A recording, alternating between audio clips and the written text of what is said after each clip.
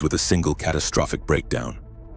A dome of high pressure anchored itself over Scandinavia on December 22, 1962, setting off a chain reaction that would lock Britain in Arctic cold for over 2 months.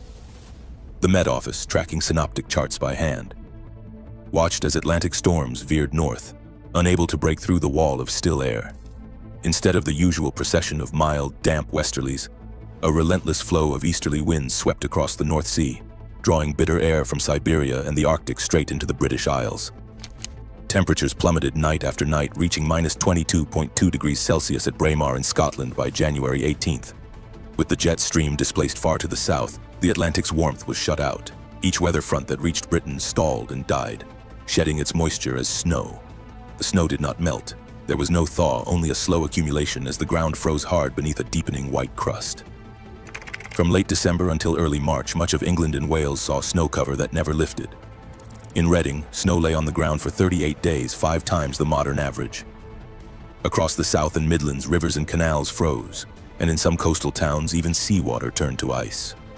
The Met Office climatologists would later rank this winter among the 3 coldest since records began in 1659, surpassed only by the winters of 1683 to 1684 and 1739 to 1740. The block's persistence was extraordinary. From December 22 until the first week of March, Britain remained under the grip of this atmospheric stalemate. Each clear night, radiative cooling over snowfields sent temperatures lower still, compounding the freeze. This atmospheric blockade did more than bring cold. It strained every part of the country's infrastructure, from railways to power lines, and set the stage for cascading disruptions that would touch every corner of daily life. Boxing Day, 1962. Temperatures stayed well below freezing as darkness crept over the rail lines north of Crewe. At Winsford, the Liverpool to Birmingham train, led by an electric locomotive, ground to a stop at signal 114. The driver stepped out into the biting cold, breath hanging in the air, and reached for the lineside phone to call Coppenhall Junction. The signalman's answer was grim. Points ahead were frozen, congestion was mounting, and no trains could move until the blockage cleared. Inside, nearly 300 passengers waited, coats pulled tight, unaware that another express was drawing closer from behind. The midday Scot, running from Glasgow to London with 13 coaches and over 500 people aboard, approached the same stretch. Its driver, Russell, halted behind the Birmingham train at a red signal. Regulations required him to contact the signalman before moving. He tried the signal telephone, but the line was dead. All upline phones had failed minutes earlier, likely frozen or shorted by ice. With no way to communicate and pressure to keep the schedule, Russell invoked the emergency stop and proceed rule, meant for rare situations and only with extreme caution. He moved forward, but not at the slow crawl the rule demanded. Ahead, signal 110 switched from red to yellow, cleared for the Birmingham train, which had just begun to move. Russell saw the yellow aspect and, misreading it as permission to accelerate, picked up speed. In the darkness and blowing snow, the rear of the Birmingham train appeared suddenly, a black mass looming out of the night. There was barely time to brake. At 6:01 in the evening, the midday Scot crashed into the rear coaches at 15 to 20 miles per hour. The impact shattered couplings and telescoped coaches. 18 passengers died instantly or within minutes. Dozens more were injured. Circuit breakers tripped, alerting signalmen. In the freezing night, a nearby farm shed became a makeshift mortuary. The Ministry of Transport inquiry would later reveal a chain of frozen points, failed phones, and human judgment stretched to breaking. On the uplands of Dartmoor, the cold was more than an inconvenience, and it was a matter of life and death. In the days following the blizzard of December 29th and 30th, snowdrifts reached 6 meters, swallowing stone walls and barns, turning familiar lanes into blank, impassable corridors. Villages vanished behind white barricades. Roads and footpaths disappeared. Farmhouses that had stood for centuries became islands in a frozen sea. For the farmers, the silence was not peaceful. It was the sound of animals trapped beyond reach, herds and flocks scattered across fields now buried under snow. On Dartmoor alone, 6,000 sheep and cattle went without food for 4 days, their hay and silage stores cut off by drifts too deep for any tractor or horse. By the second night, the only way to reach them was from the air. Royal Air Force helicopters, pressed into service by desperate calls from the Ministry of Agriculture, dropped bales of hay and sacks of feed into white fields. The pilots navigated by memory in the shape of hedgerows barely visible beneath the snow. Even so, many animals would not survive. When the thaw finally came, the scale of loss became clear, carcasses revealed in the melting drifts, a grim tally of a winter that offered no mercy.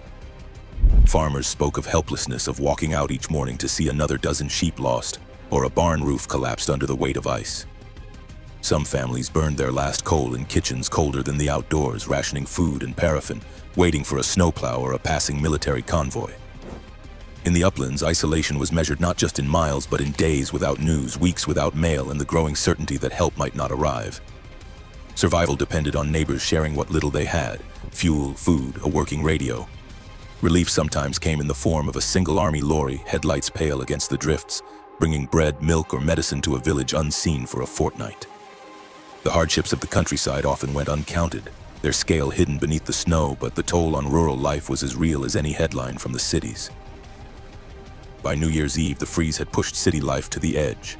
Across Britain, 200 major roads and 25,000 miles of highways were blocked by snow or ice. Buses and lorries were abandoned at odd angles, engines frozen solid with only the scrape of shovels and the distant hum of a single snowplow breaking the silence. In Manchester, London, and Birmingham, household taps ran dry as water mains froze beneath the streets. For thousands, the only source of drinking water came from corporation carts trundling through neighborhoods, with families queuing in the cold for a few gallons at a time. Inside homes, the cold crept in. Ice formed on the inside of bedroom windows, and in some flats, water froze in the toilet cisterns. Coal deliveries, already stretched thin by blocked roads, began to fail. Households rationed the last lumps from scuttles, burning scraps of wood or even old furniture to keep a single room warm. Gas pressure dropped. Electricity flickered or cut out altogether in some districts, leaving families to huddle by candlelight and hope for a break in the weather. Milk rounds ground to a halt. Delivery vans could not get through side streets, and even when farmers managed to milk their cows, the bottling plants and dairies were paralyzed by transport failures. In some areas, milk spoiled or had to be dumped while city children went without. Rubbish piled up on pavements, uncollected for weeks.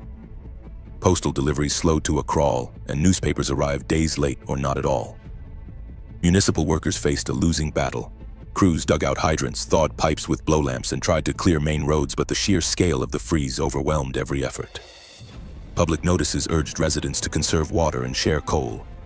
In council offices, emergency meetings stretched late into the night, searching for solutions as the city's basic systems buckled under the weight of the cold. For millions, the crisis was no longer a headline from the countryside. It was the daily reality, unfolding in every street and every home. Extreme winters still threaten Britain as climate change fuels unpredictable swings between flood and freeze. The Big Freeze isn't just history, it is a warning. Infrastructure, communities, and lives all remain vulnerable. What we learn from the past shapes how we survive the next storm. Share your thoughts below. A January night. Wind claws at the house until the walls pulse and groan. Snow presses tight against every window, every door. The fire shrinks. Breath clouds the kitchen air. In 1881, this suffocating cold swept through Britain, paralyzing families inside their own homes as the snowstorm sealed them off from help, from warmth, from life itself. It wasn't only the cold that killed, it was what the storm cut people off from. Inside, the cold presses from every side. Walls shudder as the wind finds every gap, each gust driving a fine dust of snow through the cracks and seams. The jug on the table is rimmed with ice. The water inside has turned solid. A single coal fire burning low throws little warmth. The room is dim, the air so cold that breath hangs in pale clouds above the blankets. Mother and child draw closer, layers of shawls and coats pulled tight, but the chill seeps through everything. Coal is precious, only a few lumps left in the scuttle. Each piece must last. She hesitates before feeding the fire, knowing what remains must see them through the night.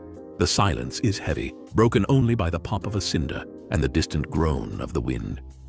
In some houses, the frost creeps along the walls, painting them with white. The kitchen floor is dusted with snow that has slipped in around the doorframe. Outside, the snow piles higher, pressing against the door, making it harder to open with every hour.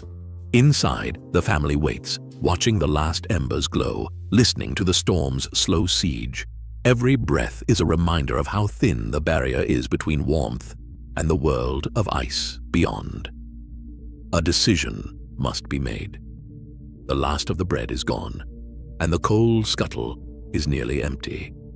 Wind rattles the window panes. Someone stands at the door, scarf wrapped high, boots pulled on with stiff fingers. It's not courage that sends them out. It is hunger and need, a duty that cannot wait for the weather to pass. The handle is cold as iron. When the door opens, the blizzard surges in, swirling snow across the floor, stinging faces, making the hallway vanish in a haze of white. The family inside watches as the figure steps out, coat flapping, head bowed against the gale. The door is forced shut once more. Snow already piles in the corners, driven by the wind through every crack. Within minutes, the threshold is rimmed with drifts. Each gust heaps more against the wood, packing it tight, inch by inch. Inside, the silence grows heavier. The fire burns lower. The outline of boots fades from the step, lost beneath the rising snow. Soon, the door will not open at all. The storm presses in, sealing the house from the world, leaving those within to wait and wonder if the one who left will ever return. Lanes disappear beneath a white plain. Where hedges once marked the edge of the road, there is only a smooth, drifting surface. No shapes, no shadows, just the rise and fall of snow against the sky. Paths that led from cottage to village vanish overnight, buried so deeply that a person could walk above where fences and shrubs once stood. Doors that opened easily yesterday are now pressed tight by drifts, the wood bowing inward beneath the weight. A villager stands in the half-light of morning, peering through frost-laced glass at a world that no longer resembles the one they knew. The lane beyond the gate is gone, erased by the storm. Footsteps fade within a few yards, lost to the wind and the endless white. No post arrives. The usual clatter of the mail cart is missing, its route swallowed by snow. News from the next parish, from the world beyond, is cut off. Even the sound of distant voices is absent. No one calls. No one passes along the lane. The silence is not peaceful. It is a kind of waiting. In the village, windows glow faintly behind curtains drawn tight. Outside, the only movement comes from the wind, shaping the snow into silent walls. Hedges, once a living boundary, are hidden under drifts so deep that children could walk atop them without ever touching a branch. Inside each house, people listen for any sign that the world is stirring, that help or news might break through. But the storm has sealed them in. Each home an island, each family watching as the last traces of the familiar disappear beneath snow that shows no sign of stopping. The waiting stretches on.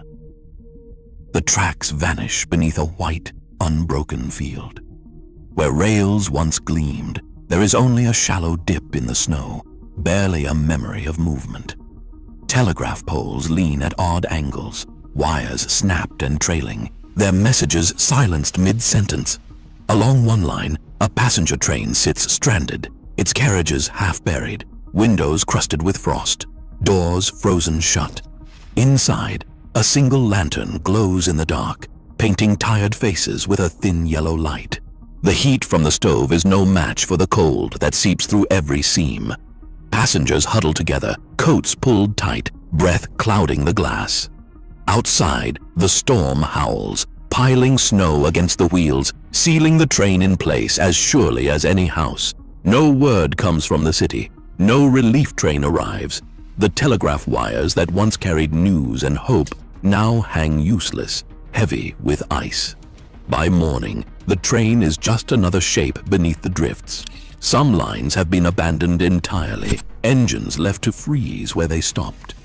Across the countryside, railways and roads are erased at once, cutting off villages, farms, and towns alike.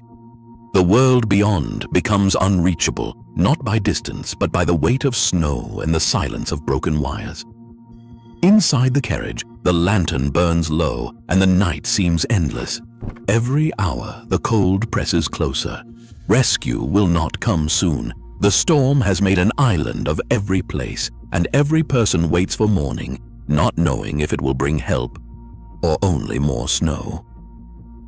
A child stands by the door, listening for footsteps that never come. The handle is buried in snow, frozen in place. On the far side, wind scours the yard. erasing every trace. Inside, the elder stirs the ashes, eyes fixed on the drifted threshold. The breadbasket sits empty. Hours pass. The fire burns lower. Still, the door does not open. Somewhere beyond the white silence, a figure lies lost in the storm, like the woman in the parish book who set out for bread and was found the next morning, frozen in a drift. In this house, waiting stretches on, heavy as the snow pressing against the walls. The world narrows to hope and absence. Each day, the door stays shut. No voice calls from the lane. Only the wind answers, carrying nothing back. In the parish book, a single entry records a name and a date. No one speaks above a whisper when the notice is read. Behind closed doors, families count the places at their tables, the empty chair by the hearth. The village moves quietly, measuring loss not in numbers, but in the hush that follows each question left unanswered. A woman went out for bread and did not return. The next morning, she was found in the drift. Her absence was written in the silence that settles over her home. The snow outside softens every sound, but inside the quiet is sharper. The storm has taken more than warmth. It has left a space that words cannot fill. Even now, a sudden storm can still silence roads, homes, entire towns. The lessons of 1881, our dependence, our vulnerability, have not melted away. As weather grows more unpredictable, resilience depends not just on infrastructure, but on each other. Some stories linger in the quiet after the thaw. Thank you for watching.